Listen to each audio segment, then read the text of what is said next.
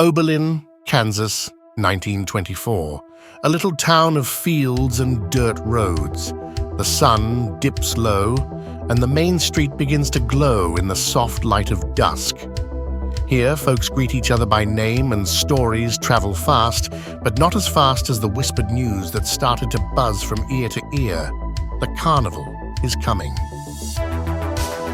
In the shadows, George, Rob, Jesse, and Vinny stand as the New Age's renegades, a silent protest against the rigidity of their world. On the fringes of their tight-knit circle darts young Johnny, George's little brother, with a mischievous grin and pockets full of pebbles for his trusty slingshot. He watches the older kids with wide-eyed admiration. Johnny tugs at George's sleeve, his eyes wide with innocent wonder. With an affectionate yet annoyed edge to his voice, he says, "Not now, Johnny, go play." And with a huff that only a younger brother can muster, Johnny scampers off. George, with a mischievous spark in his eye, speaks of the dullness that plagues their days.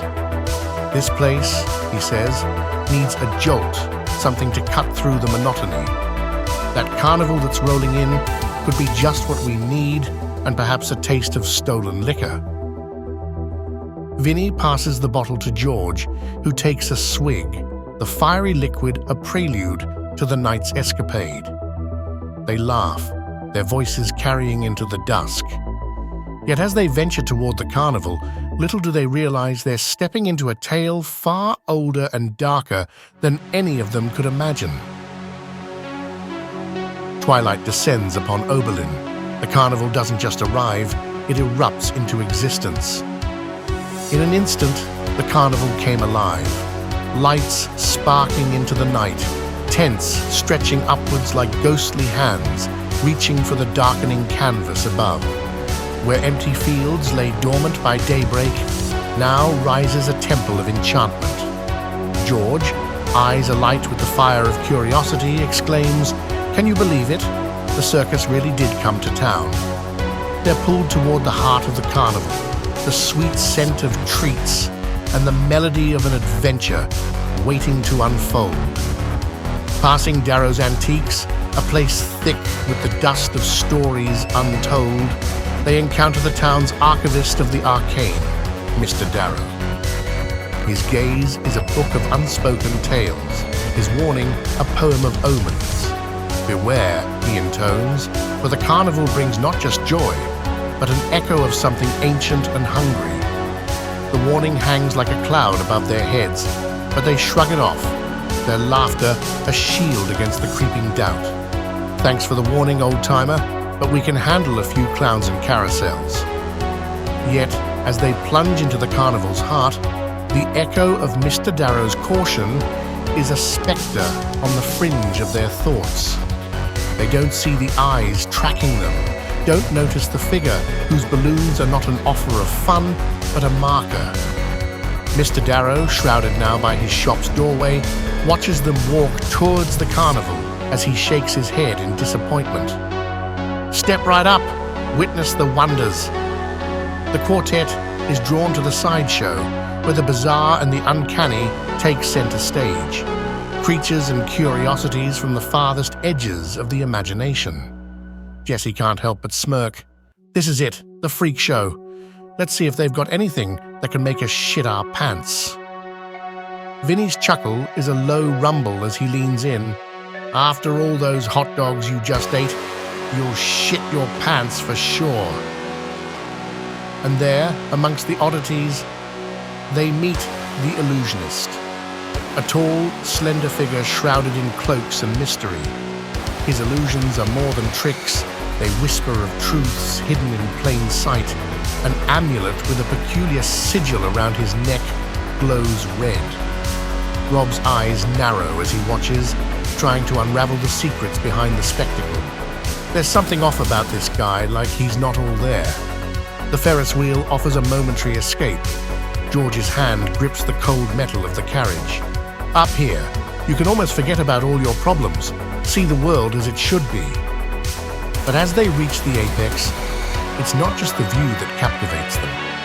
It's the sight of the great and powerful balloon man, now at the heart of the carnival.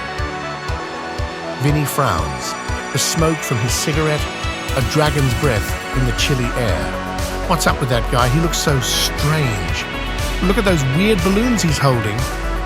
Vinny's laugh is defiant in the face of the unknown. Let's grab a drink. And so they drift from the cotton candy's sweetness to the sharp tang of whiskey. Yet, as the lights of the carnival flicker, casting long, strange shadows, they feel it. Something ancient stirs. The carnival is more than it seems, and they, unwittingly, are more a part of it than they could ever know. Amidst the vibrant maze of carnival attractions, a curious anomaly arrests the attention of George and his comrades. A tent at the outskirts of the carnival, draped in secrecy. "Keep out," the sign sternly advises, its message both a deterrent and an unintended beckoning. Vinny's voice, laced with intrigue, cuts through the hum of the crowd. "See that over there? Why is it all alone and hidden like that?" A complicit spark ignites within the group, each member's face alight with the same rebellious curiosity. The quartet winds through the dwindling crowds, Vinny's excitement barely contained. "It's like they put up that sign just to tease us," he muses, a grin spreading across his face. Jesse's laugh is a spark in the night. "Yeah, keep out. That's carnival for come on in." Rob, unable to suppress a knowing smile, quips, "Let's come back after everything shuts down and everyone's gone." The clock strikes midnight. The laughter and music have died away. George and his youthful rebels approach the slumbering fairgrounds. The gang break through the fragile boundary of the carnival's perimeter. Yet, as the mysterious tent looms closer, Vinny rolled his shoulders back, a wolfish grin stretching across his face. "I'll go," he declared, eyeing the forbidding tent. Rob arched an eyebrow, crossing his arms over his chest. "Why you, Vin?" With a snide chuckle, Vinny shot a glance at George. "Because George is too much of a pussy." But George was already on his feet, the blood rising in his cheeks. "Who are you calling a pussy, Vinny? I've got more balls than—" Vinny's laughter sliced through George's retort. "Prove it then, go take a peek." George started walking towards the tent, and Vinny grinned as his plan worked. George's heart is a drumbeat in his chest. He nears the tent, the "Keep Out" sign grinning back at him in the moonlight. With a deep breath, he inches closer and dares to glance within. The sight that meets his eyes is of horror. The great and powerful balloon man stands at the center with the illusionist they saw earlier at his side. A poor boy named Billy they knew from school, held firm by shadowy figures. The great and powerful balloon man's towering figure hunched over the petrified form of Billy, who lay prone and powerless under his control. He grasps Billy's face, pulls it closer, and inhales a deep breath, making his body swell like a frog's. The balloon man's breaths were deep and rhythmic, and with each inhalation it seemed as though the very essence of the boy was being siphoned away. The sight was deeply unsettling. There was a twisted look of ecstasy on the balloon man's face, a dark pleasure drawn from the absorption of innocence and vitality. As the balloon man exhaled, the air from his lungs channeled into a balloon, which grew into a ghastly effigy of Billy. With each breath, the latex swelled, twisting into a humanoid shape that was an eerie mockery of its former self. There was an almost audible echo of the boy's silent screams in the rubbery groans of the balloon as it took shape. Once the transformation was complete, Billy's physical form lay limp, a discarded husk, while his effigy floated amongst a grotesque gallery of balloon-bound souls. The balloon man seemed to grow in stature with the completion of his ritual, his power magnified by the essence he had claimed. George recoiled in horror, his heart pounding. The truth was as clear as it was monstrous. The carnival's wonder was a voracious entity that fed on the very souls of its visitors. With the revelation, George knew he had to escape. But as he turned to flee, George stumbles back and lets out a gasp. George's gasp was as loud as a gunshot, shattering the hush with the weight of his discovery. The balloon man, with his grotesque entourage of soul-filled balloons, turned slowly, deliberately, locking eyes with George. The balloon man inclined his head toward the shadow-clad figure of the illusionist. "After him," he commanded. The illusionist did not hesitate. As he advanced, the darkness seemed to gather around him like a shroud. George knew then that there was no choice left but flight. His heart thundering against his ribs, George ran as fast as he possibly could.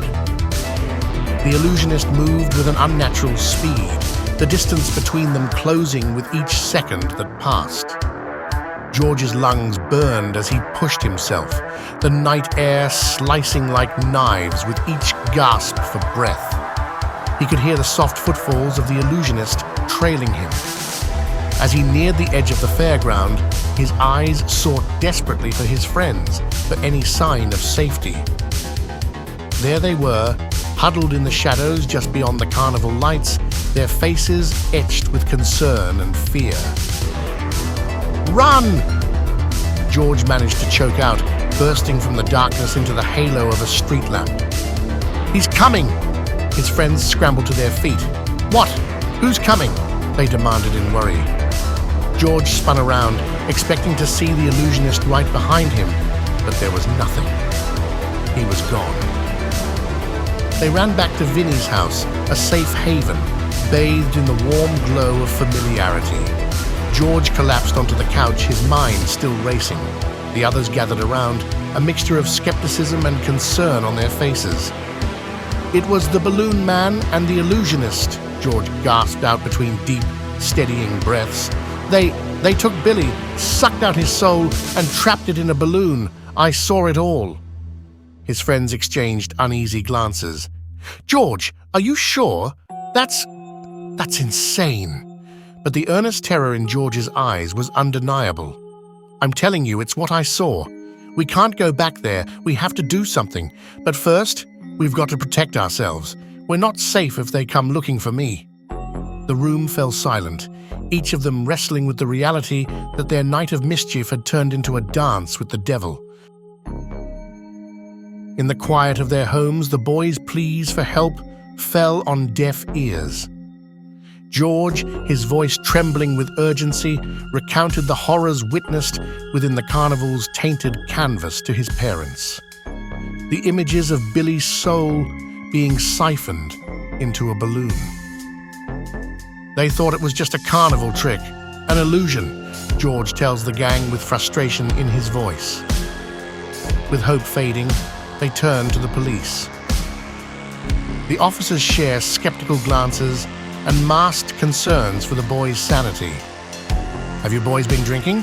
one officer says. "We have reports that you kids were seen with a bottle of whiskey at the carnival last night." "No, officer, he's just joking," Vinnie says, as he pulled George out the door by his arm. Defeated, they realize they're on their own in this twisted game of cat and mouse with the carnival as the stage. The door to Darrow's Antiques groans open. The shop envelopes them in a silence punctuated only by the soft ticking of a grandfather clock. Mr. Darrow fixes them with a gaze. "Back again, lads? Don't suppose you've developed a sudden interest in history?" George steps forward, the unofficial leader of the group's brewing storm. "Actually, Mr. Darrow, we need to talk about the carnival." A shadow passes over Mr. Darrow's features, a dark cloud over a weathered landscape. "That carnival is evil. Stay away from it. That's my advice." Rob's eyes were fixed on an old book, its cover etched with a symbol that was hauntingly similar to the one they saw earlier. "That symbol, Mr. Darrow, it's tied to the carnival, isn't it? We saw the illusionist wearing it around his neck," with a heaviness in his voice. "A mark from the very bowels of hell. It has clung to my family like a curse. My advice?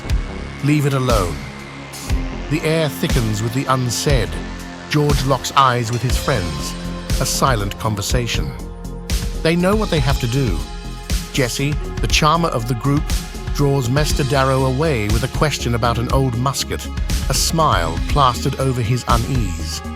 Mr. Darrow, animated by the opportunity to impart his knowledge, doesn't notice Rob's trembling hand reaching for the book. With a sleight of hand born of desperation, the book slides off the shelf and into Rob's jacket. As they leave, George throws a last look over his shoulder at Mr. Darrow, whose back is now to them. The warning that lingered in the air, "Stay away," now hangs heavy in George's heart.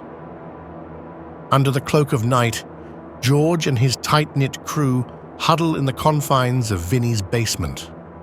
The book, aged beyond the years of the town itself, sits ominously among them.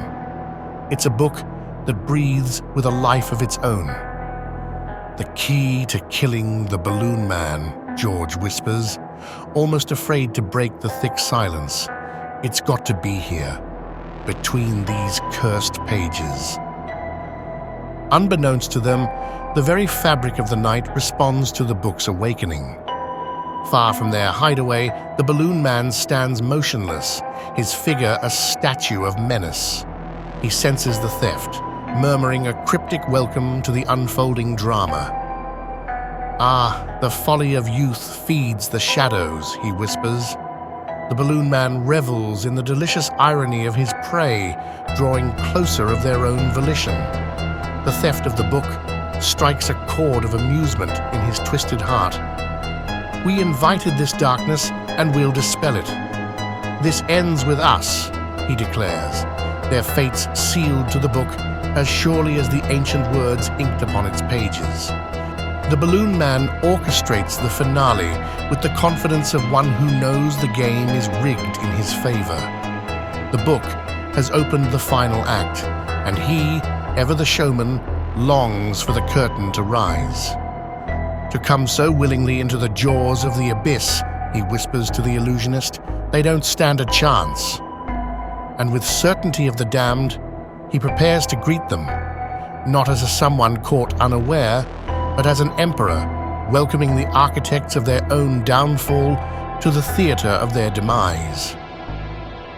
In the shadowy confines of the basement, the teen's eyes lock onto the ancient book, where a name emerges from the cryptic texts, Andromalius. This is him. Andromalius, the Count of Hell, bound in a guise most foul. "Balloon man," whispers Vinny. Andromalius, one of the mighty Earls of Hell, a figure both feared and revered in the doctrines of demonology. But his presence here, in the guise of the balloon man, tells a twisted tale of a demon who has found a new hunting ground, a modern realm to enact his ancient dealings. So every soul he takes, it's like a game to him, a collection, murmurs Rob.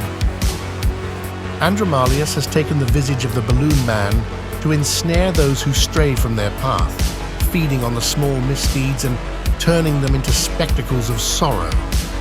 The teens are gripped by the grim understanding that they have become entangled in a game far older and more perilous than they could have imagined. Their interference with the book has drawn the attention of this ancient entity, setting them on a collision course with a power that has maneuvered through the millennia with cunning and malice. A grim acknowledgement that their story is entwined with that of a demon whose name alone commands both respect and fear in the underworld. Night envelops the town as our intrepid teens huddle around the flickering candle. The sigil. It's a way to control him.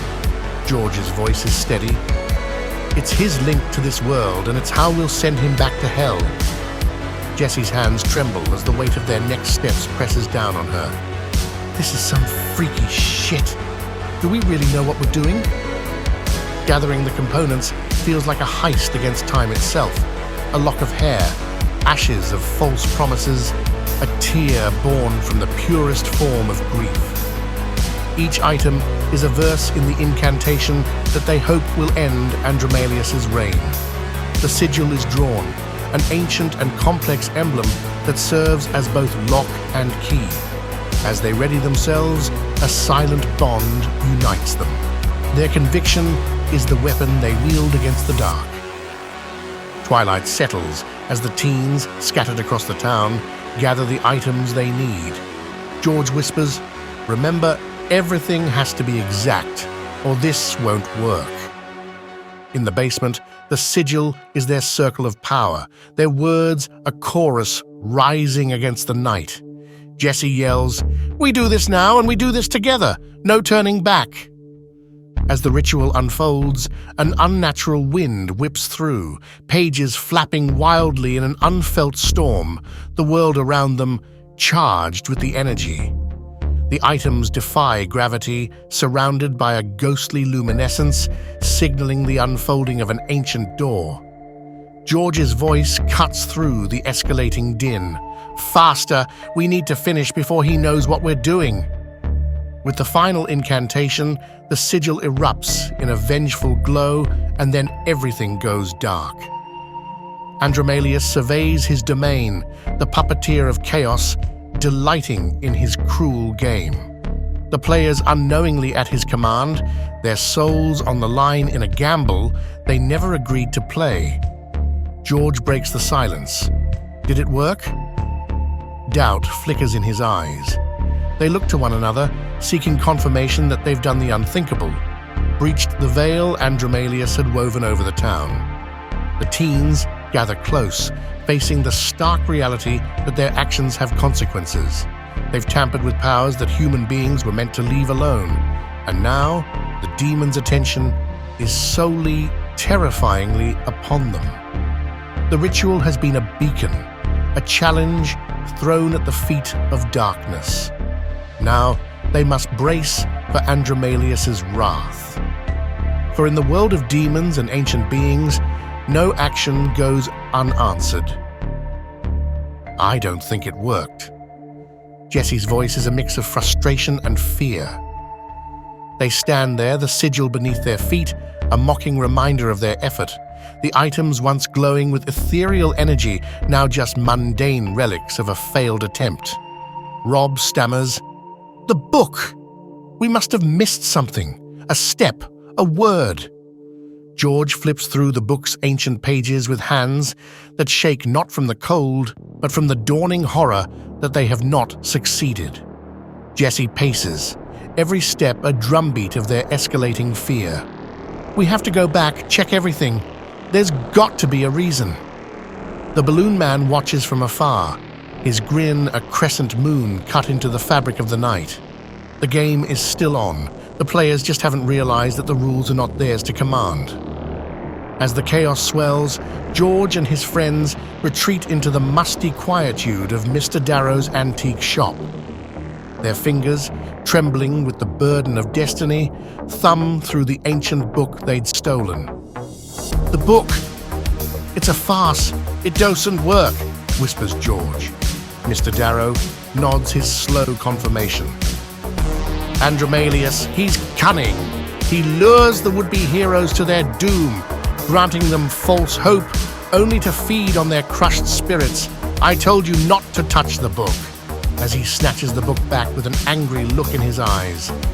The realization hits them with the force of a storm. The book is not a weapon against the demon, but a part of his arsenal. It's a cursed relic, perhaps as old as Andromalius himself. Their theft, far from a stroke of rebellious genius, was a move in Andromalius's game. The door of Mr. Darrow's antique shop creaked shut behind them as they stepped back outside. The night was quiet, almost respectful of their defeated spirits. Rob leaned against the cool brick wall. "So that's it then? We just go home?" George, his head heavy with a sorrowful nod, couldn't find the hero's fire within that had driven them this far. "Seems like it." Rob kicked at a stray stone. feels wrong just to leave it like this, but what choice do we have? They stood in silence, the gravity of their situation pressing down upon them. Vinny broke the silence, his voice bitter with the sting of reality. What are we even doing? Why are we messing with a demon anyway? Jessie turned away, her eyes shimmering with tears. He's right. We're not cut out for this. It's over. George's jaw clenched, and he turned to face his friends. His voice was a low, steady current in the still night air. Then what was all this for? If we back down now, Billy's gone for nothing? Vinny scoffed, the shadows of the night playing across his face. George, man, look around, it's done. We're in over our heads. This isn't some game, this is suicide. The finality in Vinny's words seemed to settle over the group like a death shroud. They turned their backs, each step away from George, a silent surrender to the demon who had outplayed them at every turn. As they turned their backs on the antique shop, a heavy silence fell among them. Their steps were slow, and the town's impending doom shadowing them back towards their homes. As George makes his way home, the stillness of the town is pierced by a sound that quickens his steps, a cry, distant yet distinct, carried on the night breeze. It's a sound that tightens his chest, the cry of his mother. The quiet of the evening shatters further as the cry grows louder, more anguished, and George starts running as fast as he can. His mother, a figure of panic and despair. "What's going on, Mum?" The words spill out, raw and frantic, as his mother's eyes meet his, spilling over with a grief that no words can contain. "It's Johnny. He's gone. We were just at the carnival, and I turned for a second, and he just disappeared." The revelation hits like a physical blow, knocking the breath from George's lungs. George realizes, the horror seeping into his very marrow, that the balloon man's smile wasn't just one of triumph over their failed challenge, it was anticipation for this moment. George runs around to find his friends, their faces grim, eyes ablaze with a shared outrage. They nod to each other, a silent pact forged in the crucible of their fury. They will go to war for one of their own. They scour their homes, garages and sheds, each returning armed for battle. Baseball bats, pitchforks, knives, and a sledgehammer. Their hands grip their weapons as they channel their fear into a burning desire for vengeance. They will confront Andromalius with unyielding force. The moon casts an ominous glow over the carnival grounds. George and his band of teenage renegades stand at the threshold of destiny.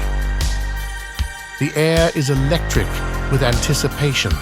They find him amidst the canvas labyrinth, a ringmaster in his dominion, the great and powerful balloon man, a fiendish smile painted on his face, his eyes reflecting the torment of countless souls. "Foolish children," Andromalius hisses, his voice slicing the tense night. "You presume to command me. Your theft made the book powerless the moment you took it from its resting place." George steps forward. "Andromalius!" he calls. "Andromalius, you've taken my little brother. I swear, by everything sacred, you will not keep him in your twisted collection. Release Johnny, or I'll tear down this entire carnival with my bare hands." "Foolish children," he whispers, "you dare challenge me. Here's Johnny." It's then the balloon man steps forward, emerging from shadow into the sickly light of the carnival. In his grip, a balloon, a grotesque effigy of Johnny. George's heart plummets, his rage boiling over at the sight of his brother's balloon. George and Vinny immediately run straight at Andromalius. Vinny charges forward with his pitchfork, but the illusionist, a shadow among shadows, moves with lethal precision and stabs him in the chest, a cry of pain erupting from his lips as he drops his weapon and falls to the ground. "No!" Rob's scream is raw as he lunges toward the illusionist. They clash, a tangle of limbs and fury as they wrestle to the ground, until Rob is atop the illusionist, Hammer fisting him in the face with a frenzied grief, until a blade goes right through his heart and Rob's movements cease, his body going limp. Jesse, with a primal yell, stands over the fallen illusionist as he starts to push Rob's lifeless body off of him, hoists her sledgehammer, her weapon raised high, and brings it down with all the force of her being, caving in his forehead and nose. George, fueled by the chaos and loss, swings his bat with a ferocity born of desperation at the great and powerful Balloon Man. The demon flickers in and out of existence, reappearing moments later, wearing him down with each evasive maneuver. Enough! The Balloon Man bellows, and from the shadows his minions emerge. They seize George and Jesse, their struggles futile against the overwhelming force. As Andromalius' attention turns to Jesse, who is now being held down by his minions. George's heart pounds, terror and helplessness coursing through him as he watches his towering figure hunched over the petrified form of Jesse. He grasps Jesse's face, pulls it closer, and inhaled a deep breath. As the Balloon Man exhaled, the air from his lungs channeled into a balloon, which grew into a ghastly effigy of Jesse. With each breath, the latex swelled, twisting into a humanoid shape that was an eerie mockery of its former self. There was an almost audible echo of Jesse's silent screams in the rubbery groans of the balloon as it took shape. George is left to scream, "No, Jesse!" his voice a shattering cry that joins the damned carnival. Once the transformation was complete, Jesse's physical form fell limp. Finally, the Balloon Man turns to George, defiant to the end he spits in Andromalius' face.